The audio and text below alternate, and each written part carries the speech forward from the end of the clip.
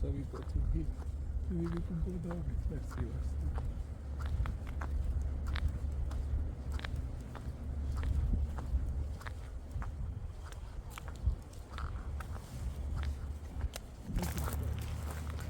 ഈ സൈഡ് ഡാലിയയുടെ സെക്ഷനാണ്. It's very convenient.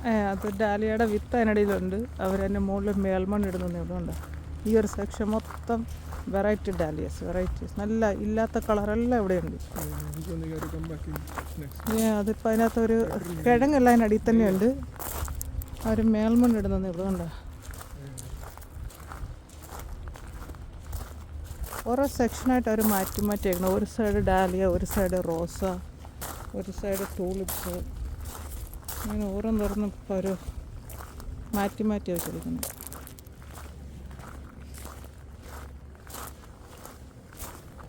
ഇതിൻ്റെ പേരുകളോട് എന്തൊക്കെ വരുന്നുണ്ട്, എൻ്റെ പേരോട് വരുന്നുണ്ട്.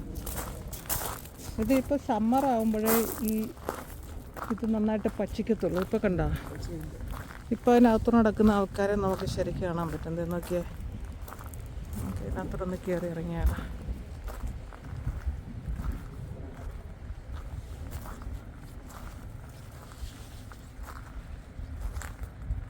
നല്ല ഭംഗിയല്ലേ ആ മരത്തിൻ്റെ സ്ട്രക്ചർ. അത് വെച്ചിരിക്കണ ഇത് കണ്ടല്ലേ, ഇത് വഴി വളച്ച് ഈ കമ്പിയുടെ മുകളിൽ കൂടെയാണ് അത് ഇങ്ങോട്ട് സെറ്റ് ചെയ്തിരിക്കുന്നത്. ഒരു കമ്പിയുടെ മുകളിൽ കൂടെ വളച്ച് അപ്പുറത്തോട്ട് സെറ്റ് ചെയ്തിരിക്കണണ്ട. ഇങ്ങനെ കാണാൻ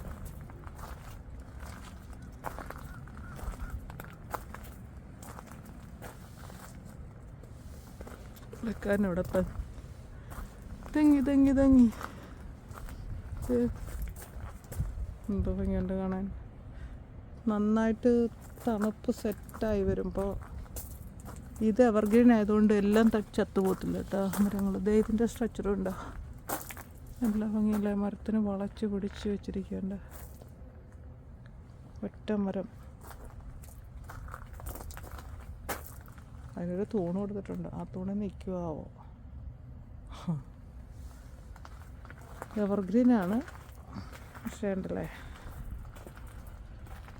ഫോട്ടോഷൂട്ടിന് നല്ല പറ്റിയ സ്ഥലമാണ് ഇത്. പക്ഷേ സമ്മറായി കഴിയുമ്പം ഈ മരങ്ങൾ ഇച്ചിരി കൂടെ നല്ല ലീവ്സൊക്കെ വരും. അന്നേരം അപ്പോൾ കാണാനായിട്ട് എത്രയും കൂടെ ഭംഗിയുണ്ട്. ഇതാണ് മെയിൻ ഗ്രീൻ ഹൗസ്. ഇതിനകത്താണ് ചെമ്പരത്തിയും തെങ്ങും എല്ലാം ഇതിനകത്ത് വെച്ച്, വാഴ ഇതൊക്കെ ഇതിനകത്ത് വെച്ചിട്ടുണ്ട്. ഇതിനകത്ത് 10 മണി മുതൽ ഇതിനകത്ത് എല്ലാ ചെടിയും ഉണ്ട്. ഇന്ന് ക്ലോസ്ഡാണ്. ട്യൂസ്ഡേ തുറക്കും. അത് 10 മണി മുതൽ 4 മണി വരെ. അപ്പോൾ നമുക്ക് അകത്തുള്ള ചെമ്പരത്തി, നമ്മുടെ നാട്ടിലെ ചെമ്പരത്തിയും എല്ലാം ഇതിനകത്ത് കാണാം ഗ്രീൻ ഹൗസിൽ. Tuesday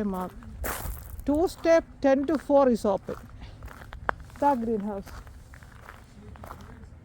Huh? Today? But it's not open today.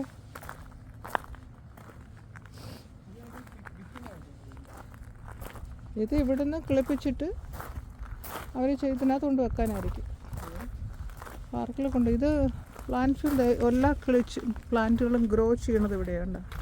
Our propagate ചെയ്ത് ചെടികളെ വളർത്തി ഓരോ സെക്ഷനിൽ. ഇത് ഗ്രീൻ ഹൗസാണ്, കാരണം മുകളിൽ ഷെയ്ഡുള്ളതുകൊണ്ട് ചെടികൾക്ക് ഇതിനകത്ത് സർവൈവ് ചെയ്യാൻ പറ്റും. ഇനി ഇതാണ് അവർ ഫീൽഡിലേക്ക് മാറ്റുന്നത്. ഓരോ ഗ്രീൻ ഹൗസിലും ഓരോ ചെടികളുണ്ട്. മറ്റേനകത്ത് നാട്ടിലത്തെ ചെമ്പരത്തിയാണ്. ഉണ്ടോ അതിനകത്തും ചെടി നല്ല പൂക്കളുണ്ടോ? നമ്മുടെ കീഴടുത്ത് തന്നെ വന്നു. അപ്പം നമുക്ക് അടുത്ത ആഴ്ച വീണ്ടും വരാം. ഇന്ന് കുറച്ച് ചെടികളൊക്കെ പൂത്തിട്ടുള്ളൂ. പൂത്ത ചെടികളൊക്കെ ഞാൻ നിങ്ങളിതിനകത്ത് ആഡ് ചെയ്തിട്ടുണ്ട്. നെക്സ്റ്റ് വീക്ക് വരുമ്പോൾ ഇവിടെയൊക്കെ നല്ല ഭംഗിയായിരിക്കും കാണാൻ. ഈച്ച് വീക്സ് തണുപ്പ് മാറുന്നതനുസരിച്ച്, കാലാവസ്ഥകളുടെ വ്യതിയാനങ്ങളനുസരിച്ച് ചെടികൾ പൂക്കുന്നത് മാറി മാറി വരും. മൊത്തം സമ്മറായി കഴിഞ്ഞാൽ ഒരു ഏപ്രിൽ മെയിലാണ് ഏറ്റവും കൂടുതൽ കാണാൻ ഭംഗി. അത് കഴിയുമ്പോൾ പിന്നെ പൂക്കളെല്ലാം പൊഴിയും. പിന്നെ മരങ്ങൾ മാത്രമാകും. എന്നാലും നമുക്ക് ഒരു ജോഗിങ്, ഒരു ഡേ ഔട്ടൊക്കെ ഇതിനകത്ത് നടത്താൻ പറ്റും. അപ്പം നമുക്ക് അടുത്ത വീഡിയോയിൽ വീണ്ടും കാണാം. ടൂലിപ്സിൻ്റെ മറ്റൊരു സെക്ഷനാണിത്. മറ്റൊരു സെക്ഷനാണത്. കണ്ടോ? അപ്പോൾ എടുത്തിട്ടോ. ഉണ്ടോ? ഈ ബ്ലൂ കളറിലെ ടൂലിപ്സ് എനിക്കുണ്ട്, പക്ഷെ വൈറ്റ് ഇല്ല. അടുത്ത പ്രാവശ്യം ഇത് ഏപ്രിലിൽ മാത്രമേ കിളിക്കുള്ളൂ കേട്ടോ. ഏപ്രിലിൽ തണുപ്പത്ത് അതിൻ്റെ കിഴങ്ങ് ഉള്ളിയാണ്. അത് മണ്ണിനടിയിൽ കിടന്നു കഴിഞ്ഞാൽ ഏപ്രിലാകുമ്പോഴത്തേക്ക് അത് പൂക്കും. നല്ലൊരു ചൂടടിക്കുമ്പോഴത്തേക്ക് മിക്ക ടൂലിപ്സും അപ്പം തന്നെ പൂക്കും. അതിൻ്റെ മറ്റൊരു ടൂലിപ്സാണ് ഈ മഞ്ഞ കളറിലെ. ഇതാണ് ആദ്യം പൂക്കണേ.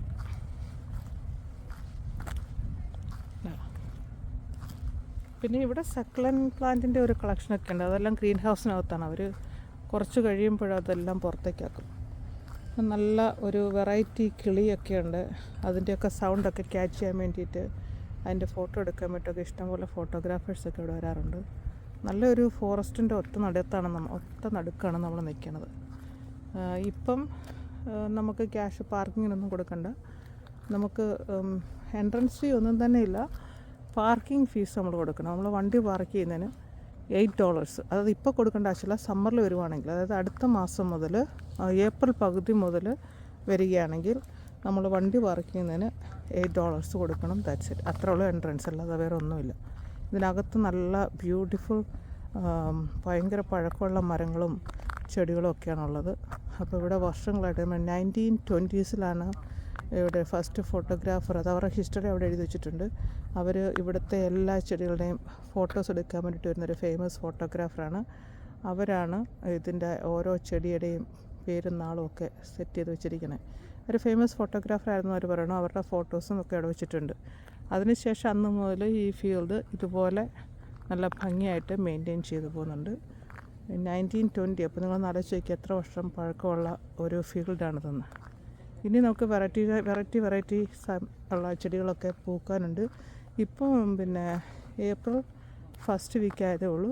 ഒരു സെക്കൻഡ് വീക്ക് കഴിഞ്ഞ് കഴിയുമ്പോൾ ബാക്കിയുള്ള ചെടികളൊക്കെ നല്ല ഭംഗിയായിട്ട് പൂത്തു വന്നു കഴിഞ്ഞെങ്കിലേ കാണാൻ രസമുള്ളൂ. അതുപോലെ ഈ വള്ളിച്ചെടികളൊക്കെ 2 ആഴ്ച കഴിയുമ്പോഴത്തേക്ക് ഇത് പൂക്കുള്ളൂ.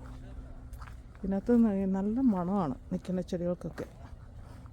നല്ല ഗാർഡൻ, നല്ല സെറ്റപ്പാണ്. ഇതൊക്കെ ഉണ്ട്.